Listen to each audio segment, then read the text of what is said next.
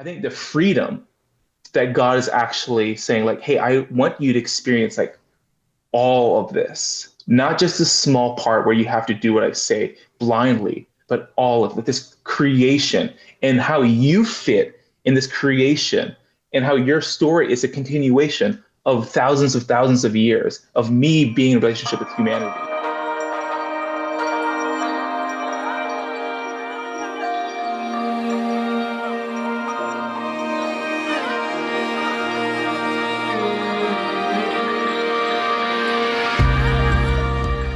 Welcome back to the Reology Podcast. Reology is a nonprofit ministry that is centered around rethinking, researching, and rediscovery, a process that dives deep into the depths of an intimate partnership with God through a concept Jesus initiated called ecclesia.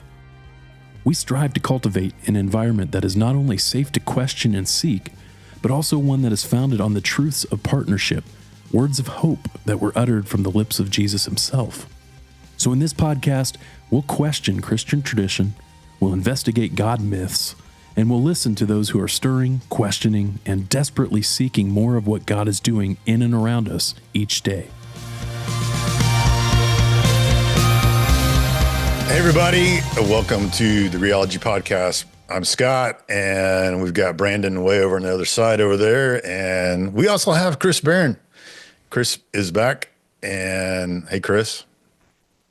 Hello. Say hello to everybody. Hello, people. Hello, everybody. Hello, people. So, welcome back to Reology Podcast, and we are today going to talk about.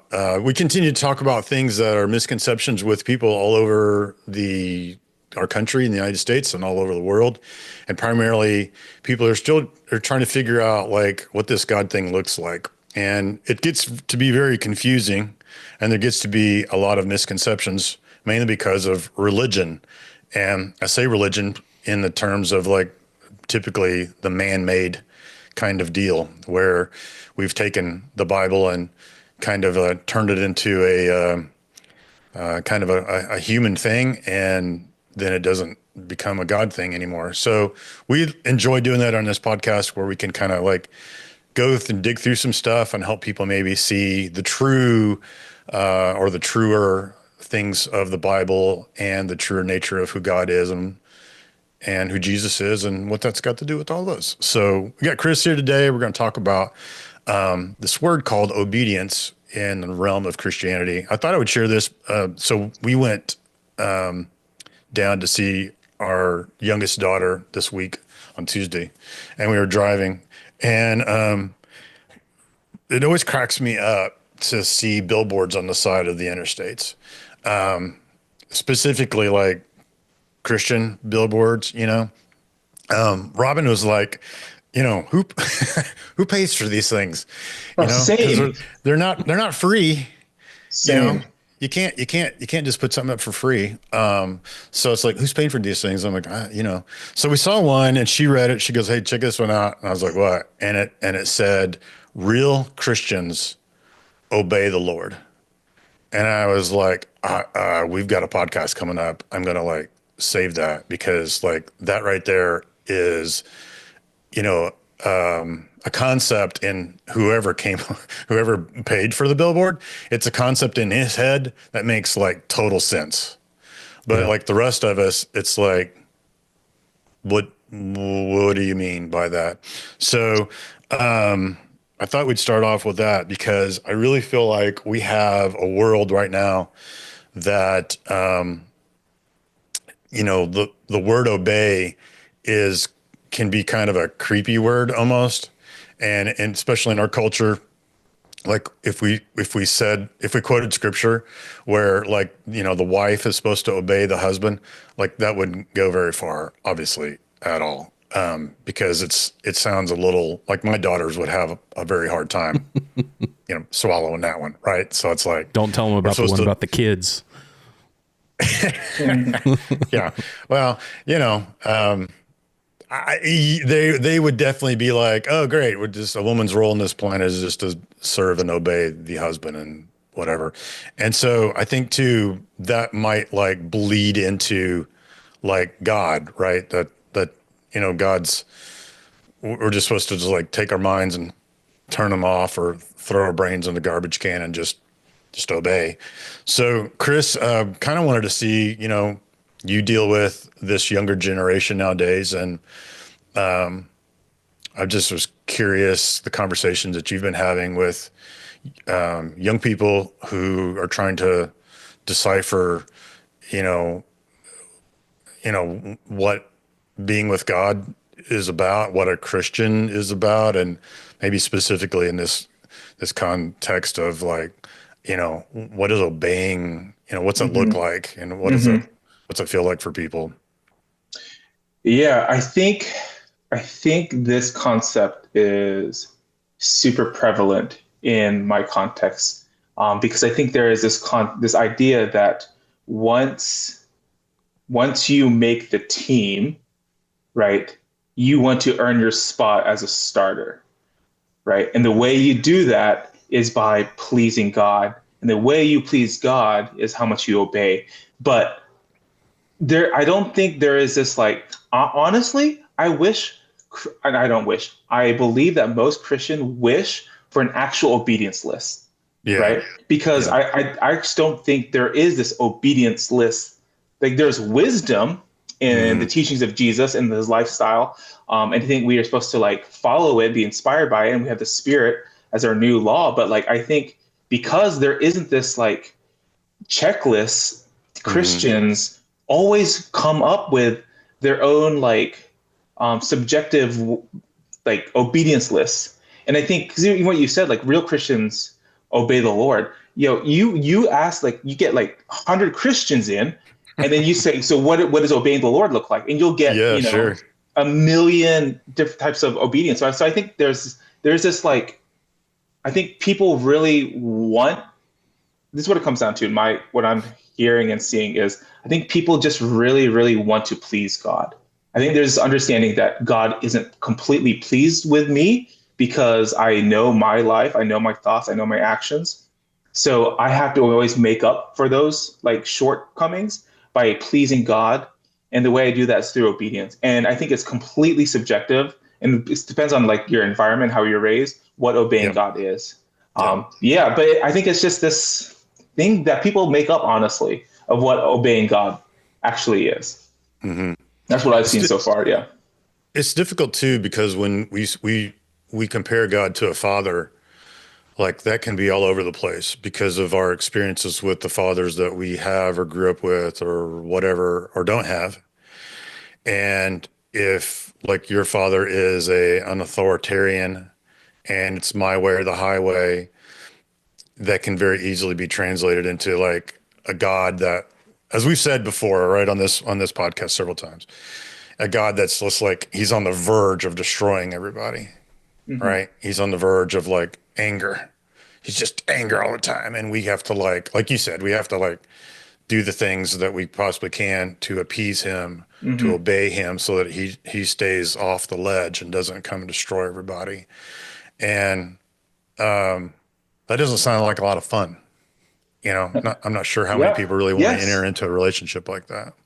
Yeah, and this isn't like news, but like that's why everyone's leaving Christianity, because they grow up in this place where you're kind of given this black and white morality growing up, and I think it's easy as a kid, like don't steal, don't cheat, like obey your parents, blah blah blah blah. You can do that, but the older you get, the more like complicated the world becomes. Now there isn't this black and white, because I think a lot of people, it comes down to like also voting, like the way you vote is obey. I would put some money down that the person that paid for that sign would say that the way you vote is obeying God, the Lord. Yeah, right. So I mean, it bleeds into all this like things, like kind of what we were talking about. Like you just do not see in the biblical narrative. Yeah. Now, to play devil's advocate, or maybe God's advocate in this case. It's funny because my mind went to, when we talk about obedience, my mind went to my kids as well. And Chris, when you mentioned easy for Christians to get in the habit of thinking that there's a checklist of things that we have to do, my mind immediately went to my kids. Anytime we tell them to do something, they always, they're always like, well, what did you really mean by that? If we Mm, tell you to unload the dishwasher, did that really just mean unload the top drawer or the bottom drawer? Or, it's coming up with a million excuses not to do what it is that we told you to do. And so, just clearly the Bible provides instructions, as we've talked about in yeah. other podcasts before. And so to kind of look at it from the other side, I fear that it's easy to swing the other way, and we become like my kids, where there are instructions in the Bible, they're pretty clear, but then we risk saying, well, there's some gray area to that, so we can just ignore it, or something like that. Loopholes, we can Well, exploit the yeah. loopholes or something like that. I think a lot of times people, right? I think they remain in this infantile stage of Christianity where it is just like when you don't, because right, teaching our kids to undo do the dishwasher, right? Because what you want to instill is like, hey, an orderly, clean house is like a happier house. Like you can actually be more productive if this stuff works. If you just leave everything everywhere, it's very cluttered and right, it's harder to navigate and more stressful. Like that is what we're actually trying to instill in our kids. And I think that what God is trying to do is not just do random Yeah. things, even though we see that, because most of our stories we don't know how to apply, or we don't know how to take them in context, right? We don't know the full story, we don't know the full context of stuff, so we just nitpick at these obedience moments that these characters have and say, I have to do that. And that's where it gets difficult, right? Because in my scenario, maybe I mean kind of a broader, hey, we want to keep our house tidy and stuff like that. But maybe I also mean, hey, I want you to unload the dishwasher right now. Just get everything out of there so we could put new stuff in. Yeah, So, being more specific. Grafting that onto the Bible, then that's what makes it difficult, is there could be multiple layers to that. Is this instruction something we are to take literally, or is it an instruction that is meant to point us to some bigger, goal or orientation that we need to strive towards, or something like that? And I 100% agree that I think that is the rub, right? It is like, so why am I doing what I'm doing now? I think a lot of people, their obedience level works fine, right? It's okay. But I think it's when like people ask those like, what else, why is this happening? What is happening? Like, how do I apply this? How do I apply all of this or apply some of it? I think that's where people, honestly, I think the lack of discipleship, where people just like showing examples of how this applies in real life, I think we lose so many people because it just becomes these little things that people don't know how to navigate, or they don't even know how to question well these concepts. Yeah, So they just don't wrestle with it. That's exactly right. There's no wrestling because I think probably someone has taught them, just do it without asking.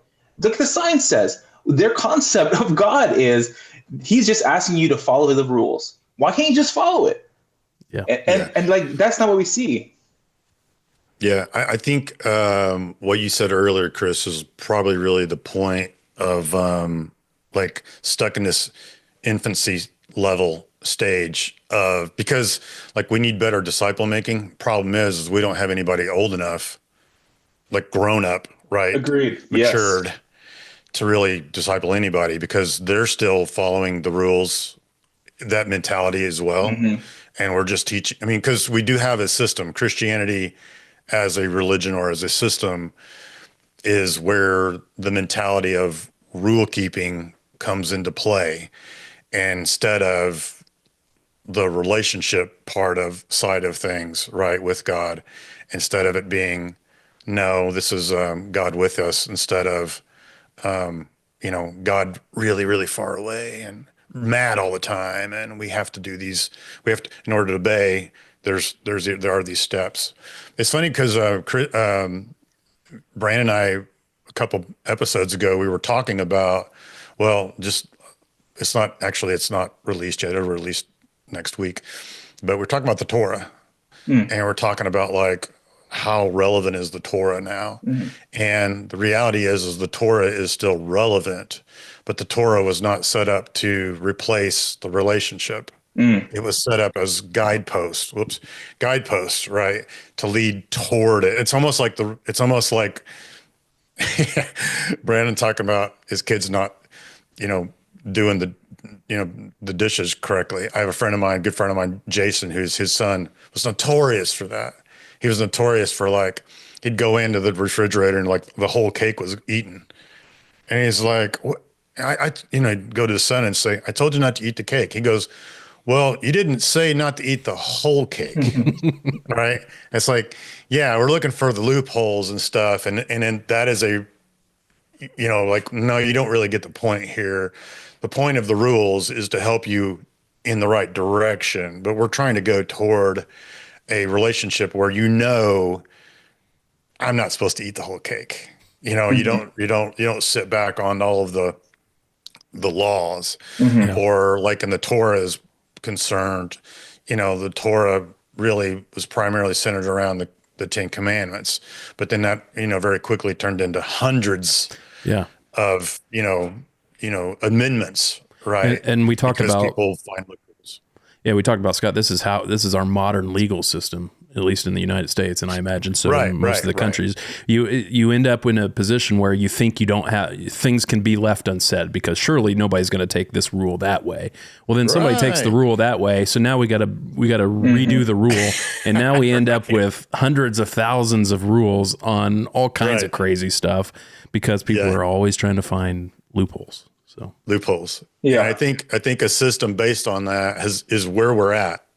And the cool thing is like some of us have started to like question that. And I think there's a big movement that started to question that. But the two opposites here are, as you guys have said at Impact over and over and over, and what you're trying to deal with these students in college is the idea of like relationship versus religion. On one side, you have the rule keeping, the list. I need a list. And then when you start doing the list, you go, why am I doing this list? Versus an actual love relationship, that's more equivalent to a marriage than anything. And so that is like the challenge to go from, one thing to seeing the other thing. And maybe obedience is not necessarily the greatest word to use there. Do your students, I can't imagine that your students like think of like words that we've used like that and immediately have like a negative reaction to those kinds of things. My kids call it cringy. The cringy Christian words? Yeah. Or like obedience or commandments. You know what I mean? Those things that sound like, submission, lording over you, and you're a slave. Well, I'm the slave owner. Honestly, I think once they become like impact pilled, it becomes more of a cringy word, right? Yeah. But I think a lot of times Christians love using those words. Yeah. I think they love saying like God is my master, or like I'm trying to like honor God or please God, obey God. Like I think the more Christians you have in a circle and more of those words are used, I think Christians will start one-upping each other with those very cringe words. Where when I hear, I'm like, I don't know if you have this like relationship with God. I think you're following religion. Because even from my personal experience, this is not, I'm not trying to give parenting advice at all. So try not to read it this way. But spanking, right? I think I think my parents had really good intentions, and I think they did the best with what they had. But what that instilled in me was just punishment and rewards. Right. There are certain things that get me punishment and certain things that get me reward. And I saw my whole worldview then was how do I navigate without getting as little line. Yes, without little punishment as possible, as much reward as possible. Instead of actually critically thinking, like, what do I want or what's good for me personally? Right. I think I had a hard time thinking I had agency in this world. And I think I was just trying to avoid punishment and gain reward, which again, like nothing against my parents or other people that parent that way, right? But I think a lot of times that is also how we frame Christianity, is this God of punishment, of reward. So there is no relationship. And just the whole time you're just like, did I do enough? Or I have to do more to get what I asked for. Yeah. That's a really good point. Because I'm still stuck on that idea that like Christianity, as far as the our modern, system, and even the system that's been around. I mean, it's been around for hundreds of years, obviously, but is definitely based on that kind of mentality, still, because because we do talk about reward, and we do talk about, you know, there's also a price to pay kind of a deal, Hmm. of like your actions, right? Yeah, yeah. And so like the reward is heaven, and then the opposite of that is hell. And so it is when we have those goals put in front of us, you do this and this and this, you're on the path to like heaven or reward, right? And if you don't, you get spanked in Yeah. hell, you know. And it's like, and it really never, the problem with all that is like the story never, as we've talked about so many times, the narrative, right? The ecclesia, this love story, this rescue mission, it gets pushed way back in the back, and Yeah. it never gets Yeah. highlighted as No. like, this is the real point of the whole thing here. It's not just, the Bible's not just a book of do's and don'ts, and all that. Maybe obey is just not maybe that's where we get kind of tripped up on that, because honestly, like, I mean, like if I would say to you guys, like, what's the first thing that comes in your mind when you hear the word obey? Rules. The gut instinct. That's my, yeah, rules. Rules to Yeah. follow. The What first about you, thing comes to Brandon? mind is What's your some first kind of thing? like a hierarchy of Yeah. power. Hmm. That's I cool. think of like, what I think of is like dog, right? You're training a dog to obey you, and Yeah. you correct him when he's wrong, and Like, yeah, give him a yeah. treat when he's right, which is kind of the same deal here. So I thought we would look at, since we talk about this stuff, and we want to get down to like digging through the truth of what the Bible actually says and what it means. So I had some stuff here I thought we would like, we kind of go through. So there's since we're talking about Christianity, and we're talking about, uh, Jesus stuff, I thought we would look at the words that are used in the New Testament. We'll just let the Old Testament for now. We'll come back to the Old Testament in a second. But I thought we would look at some New Testament words, some Greek words, that every one of these words has been translated as obey, even though we're about to go through like four different Greek words. They're all translated as obey. So the first one comes from John chapter 8. This is verse 55. And it says, "Very truly I tell you, whoever obeys my word will never see death." And this Greek word is tereo, and it literally means to keep or to guard something. Another one comes from Luke 11:28. Jesus says, he replied, "Blessed rather are those who hear the word of God and obey it." And this word is phulasso, and it also means to guard or protect something. There's another word. This is in Acts 5:39. Peter and the other apostles replied, "We must obey God rather than human beings." And this is a Greek word called pytharheo, and it basically does mean an authoritative type of obedience. And then the last one is from Romans 6:16. It says, "Don't you know that when you offer yourselves to someone as obedient slaves, you are slaves of the one you obey, whether you're slaves to sin, which leads to death, or to obedience, which leads to righteousness." And this is the Greek word hupakuio, which means to listen intently. It's actually this word is tied to like when someone like knocks at the door, and you say, Mm. Who is it?" Like that moment, you're waiting for a response, is this Greek word. So when we think of these, like there is one to obey someone as an authority, right? But these other ones, Jesus specifically in John and Luke, he's telling people to obey the word, obey his word, obey God's word. And it's not the authoritative part of that. It's actually finding something of value and like keeping it and protecting it. And to me, I felt like, that is exactly what we were kind of talking about, this mentality of people, the authoritative one is like, there's rules to our world, there's rules to our city, our county. If we break those, the sheriff gets called, the police get called, and then we got to call Brandon or someone like him to, help us in court or whatever. Not Brandon, unless we have a truck. Yeah, get a truck involved. We got a semi, and we're good. But so that's the authoritative. But Jesus himself is not actually talking about that.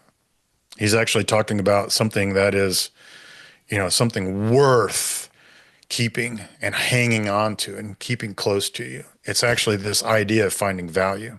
But I suppose there is at least a connection between the two, right? Because if I am not following or obeying in an authoritative sense something that Jesus has said to do I truly value it at that point or not?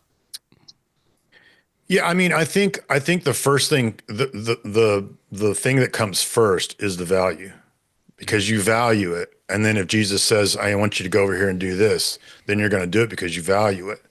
But like with our rules and stuff like that, I mean, do we really like value rules, or we just, comply with them because we don't really have any other choice?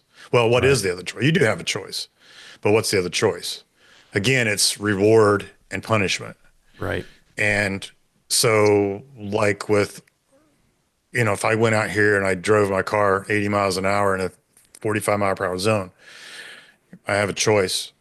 There's definitely no value in that. I have people eat all the time, so they definitely don't value the laws. It's almost like it's the difference between what we would call blind obedience versus obedience that's premised on your recognition that there is value in the obedience, right? So if we are, we don't want blind obedience. We don't want us to just be complying because somebody has told us to, and there's nothing to support any good coming out of doing that. What we want is a system where we see value in what's being explained or instructed, and that leads us to a desire to comply with that requirement. Yeah, I think in this situation too, if we take like one of these verses and we just take the word of obey out, and we put the word value in, it changes the whole idea of it. Like if we do that with John, or like we do it with Luke, and Jesus replies, "Blessed are those who hear the word of God and value it." Yeah. And that means that whatever God is saying to us, whether it's, instructions or just truth, right? It's not necessarily, your mind doesn't go then to this idea of like, I'm going to have to like follow these list of things then. It's actually more along the lines of like, this is the stuff I've been missing in my life. There's another, so in some, go. I don't think we are like sitting, not us three right now, but I think as this, like when we are discovering this, like that changes everything. Yep. That literally changes everything. Because again, if you ask people why they read the Bible, I think it's because they feel like they're getting closer to God. But if you were to ask them why are you getting closer to God, it's because I'm finding more things to obey, and my obedience brings me closer to God. But what you guys are just what you talked about right now is this idea that like value in what is being said requires you to sit with it and have an actual relationship with the person who said it, right? So now you're not scouring the Bible, decoding it for an obedience list. You're actually like sitting and like, wow, who is this? What kind of person would do this? Like, what does this mean for me? What does this mean for that, like God? Like, and I think it builds this like bigger, like character profile of instead of someone that is like, there's wrong and there's right. And I'm going to let you know if you choose the right or wrong. Right. And I'm not going to tell you what's exactly right unless you do the work and find out what's right. Then I'll bless you, or I'm going to like you have to do a sacrifice, which is like obedience, right? Something you have to hate or something love has to be like killed, blah, blah, Yeah. blah. But I think it's Right. just like that right there, what we just like that little snippet completely, it's like a different religion, right? It's a different concept of how you're relating to God and like the Bible. Yeah. I don't think people like what some people will never actually see God in this light. Yeah. No. Yeah. All they see is, well, and, you know, again, I don't want to go down this path too much. But the reality is like in the system, right? When someone starts to talk about God to someone who is a Christian in the system, like what's the first instinct of that Christian? It's typically to invite them to go to church. That's always like the go-to. And again, on this podcast, we are not trying to like, take a RPG and blow up the church. No, it has its place, but it's not the place that we have typically thought it should be. But that is like our thought is to put them into the process, and the process immediately when you say to someone who's come to you and is interested in God, and immediately when you say, I want to invite you to start going to church, like that in and of itself is the beginning of the rule keeping, Yes. Yeah. the obedience, because that's like step one. That's like commandment number one.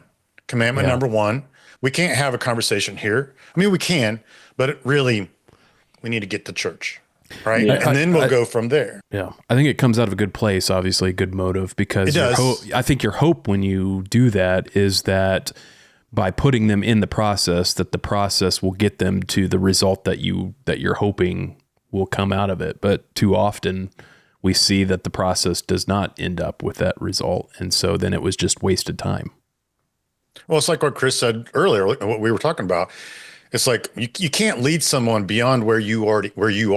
Mm-hmm. Yeah. And if the typical Christian in the Christian, in this whole process we're talking about, The cul-de-sac. Yeah. yeah, in that whole little system, the typical Christian, that's what they did, Yeah. right? They did the same thing.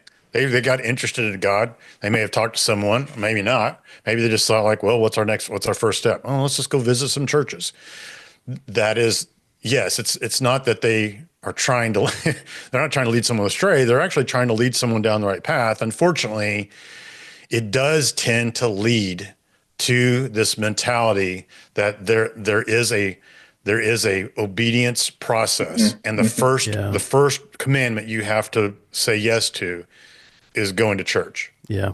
And then, I think the next could, one is keep going to church and whatever. I think it could also come from a place, and I know this was true for me, of not feeling, it's almost like imposter syndrome, not feeling equipped enough yourself to lead that person to Jesus. Yes. And so you want somebody else who ostensibly has that knowledge and that authority to be able to do it on your behalf. But I think what you're missing there is, and the Bible repeats this, Jesus repeats this over and over. It's not you that does the work. It's the Holy Spirit through you that does the work. So I think we got to give ourselves a little more credit with our ability to shepherd that ourselves.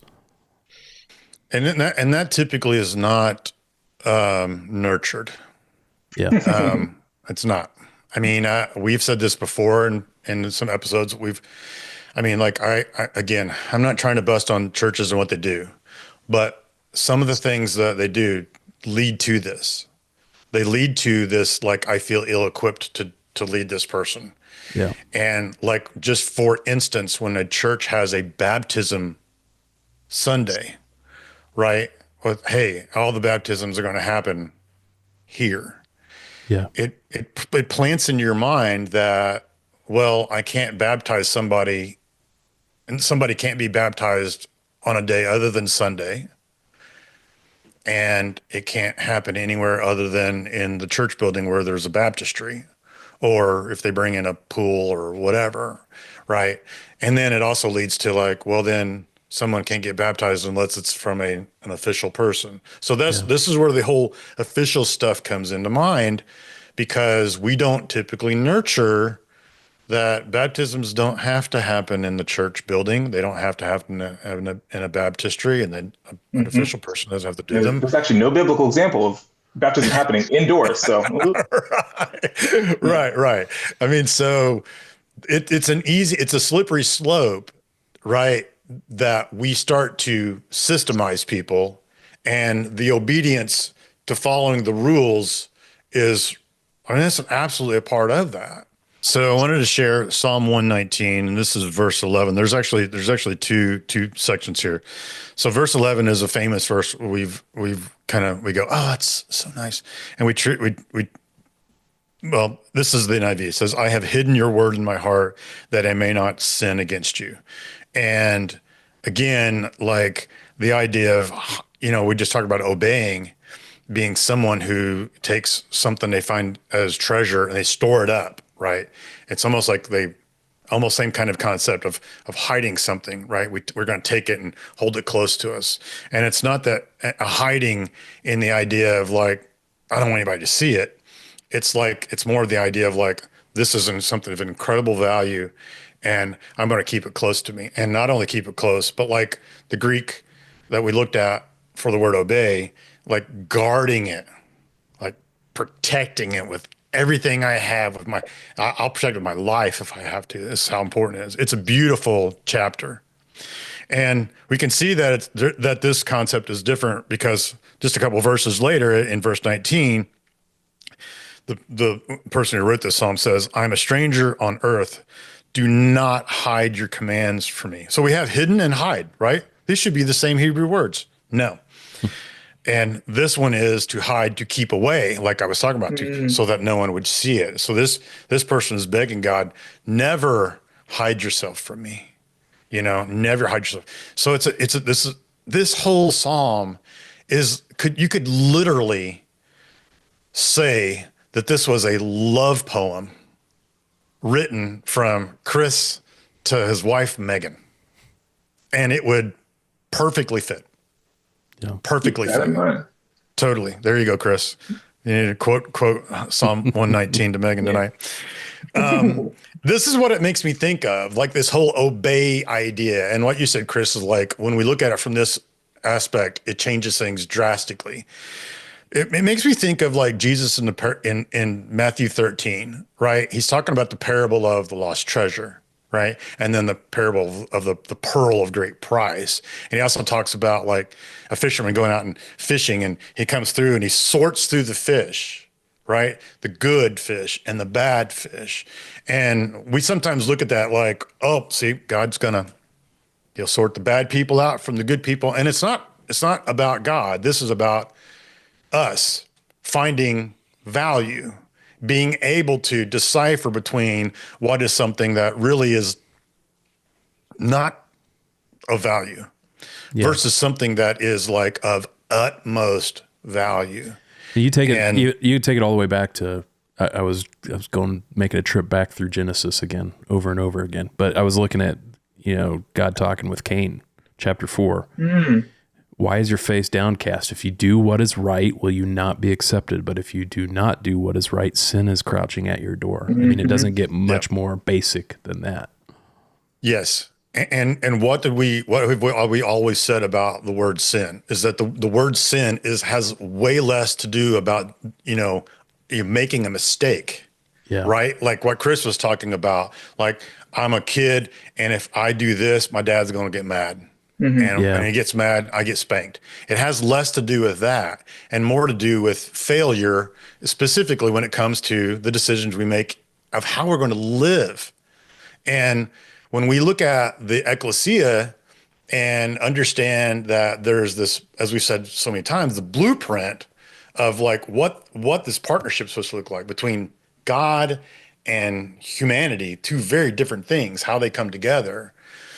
When we look at that relationship, God is basically saying this is the way it's supposed to be.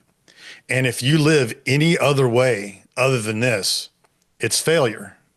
Yeah. Because it's failure because it's not the way it's designed to work.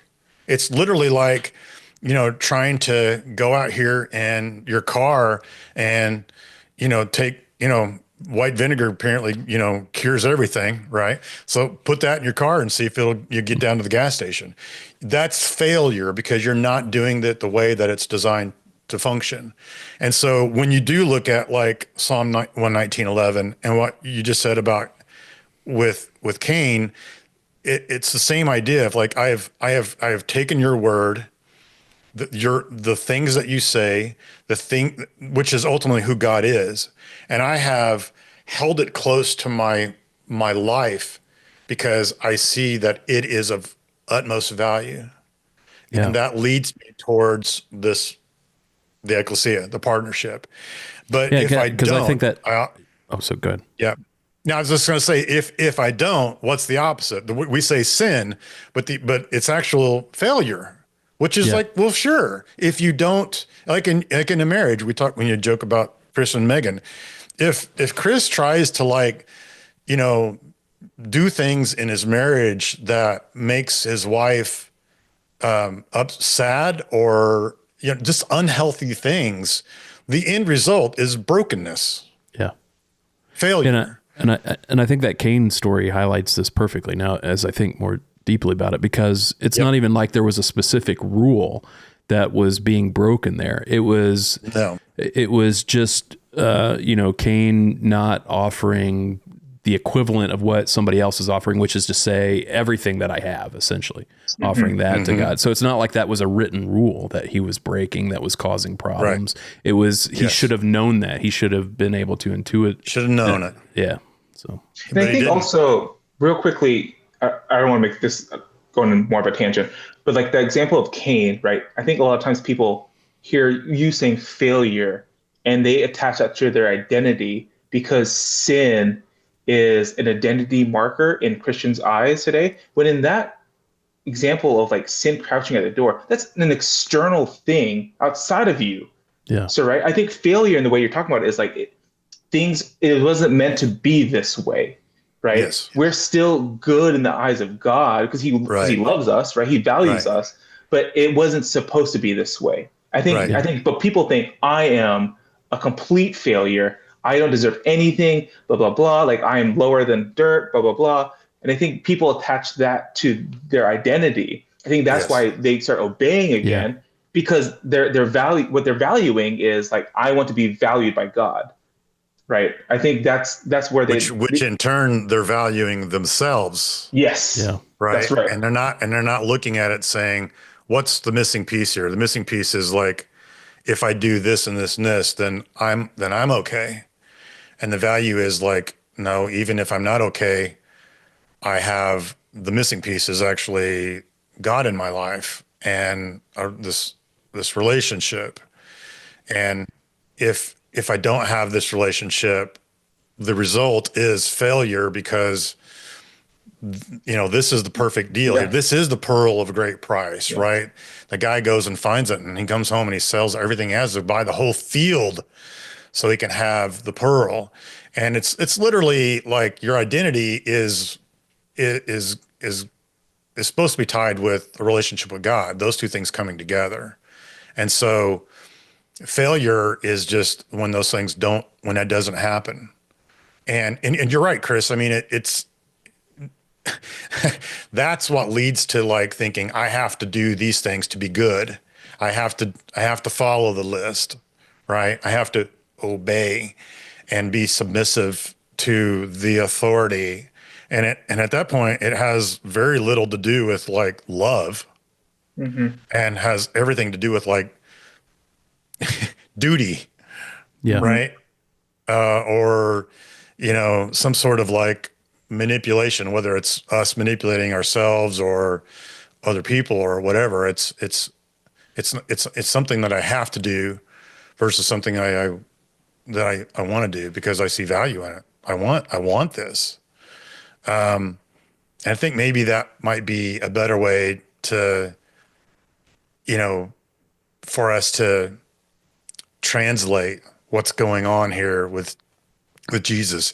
When you look through this stuff and you understand the bigger, as we've talked about, the bigger narrative. And when you look at just some of these simple little bitty scriptures, it just makes you go, wow, this is a masterpiece, how this all fits together and underneath still one central theme, one central theme that we were meant to be together with God and not apart, and definitely not the system where we're trying to, again, we're here, he's up there, and I'm just trying to like make him happy. And hopefully if I make him happy, that'll make me feel happy too, I guess, maybe, or in some way, at least, less sad. I don't know. Disappointed? Not sure that's what we're going for. Yeah. Less sad, but maybe so. Maybe so. When you talk to students about the relationship part, do you have a sense of like an awakening, like for them, like eyes opening and going, like seeing the bigger? Dude, yeah, it's like, I think that's like probably the only reason I'm still doing what I'm doing. It's not for the money. It's in case you thought it was. No. Yeah. It's like I don't want to.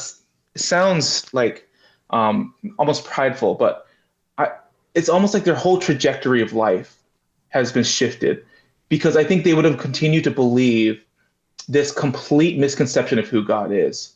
I think my wife listens to a podcast, Boxology, and they borrowed this image from someone else. So this is like a fourth hand-me-down, this metaphor. But I think if you go to the Grand Canyon, right, I'm sure there's a gift shop. I've never been. I'm sure there's a gift shop there. And at the gift shop, you can probably get a postcard of the Grand Canyon on it. And then you can probably be like, I get it. This is the Grand Canyon. This is it, right? And I think a lot of people's concept of Christianity is just this picture of the Grand Canyon, instead of just walking out of the gift shop and being in complete awe of this thing your brain can't comprehend, which is the Grand Canyon.